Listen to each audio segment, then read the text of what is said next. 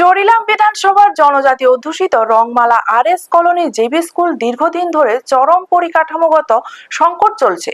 বিদ্যালয়ে টিনের চাল ফুটো হয়ে থাকায় সামান্য বৃষ্টিতে জলে ভেসে যাচ্ছে ক্লাসরুম থেকে শুরু করে শিক্ষকদের ঘর। ফলে বৃষ্টি হলেই ভিজতে হচ্ছে ছাত্রছাত্রীদের, যার কারণে পঠন পাঠন মারাত্মকভাবে ব্যাহত হচ্ছে। স্কুলটির প্রধান শিক্ষক সঞ্জয় দেববর্মা জানান, তিনি গত 2 বছর ধরে দায়িত্বে রয়েছেন এবং তার অনেক আগে থেকে স্কুলটি এই দুরবস্থার মধ্যে দিয়ে যাচ্ছে। শুধু টিনের চাল ফুটো নয়, স্কুলে বিশুদ্ধ পানীয় জল, পাকা সীমানা প্রাচীর এবং শৌচাগারের মতো মৌলিক সুবিধাও নেই।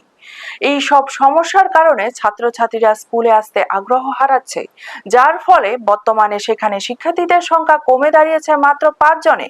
এই বিষয়ে পঞ্চায়েত পরিচালন কমিটি, বিডিও, বিদ্যালয় পরিদর্শক এবং স্থানীয় বিধায়ক সুবোধ দেববর্মাকে বারবার জানানো সত্ত্বেও কোনো সুরাহা হয়নি।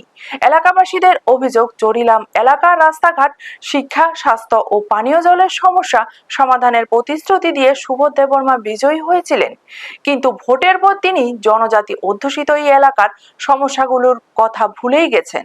স্কুলটির অস্তিত্ব বাঁচিয়ে রাখতে এখন দ্রুত পরিকাঠামোর উন্নয়ন জরুরি হয়ে পড়েছে।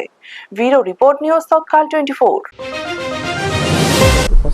আমার স্কুলটা তো আমি প্রায় 2 বছর হয়েছে এখানে জয়েন করছি। আসার পর থেকে এখানে প্রত্যেকটা রুমে জল পড়ে এবং সবটি তুলি আপনার নষ্ট হয়ে গেছে।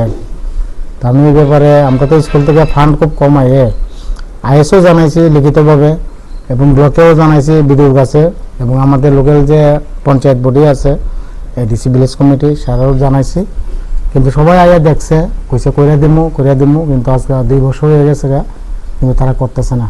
আপনারা দেখছেন নিউজ তৎকাল 24।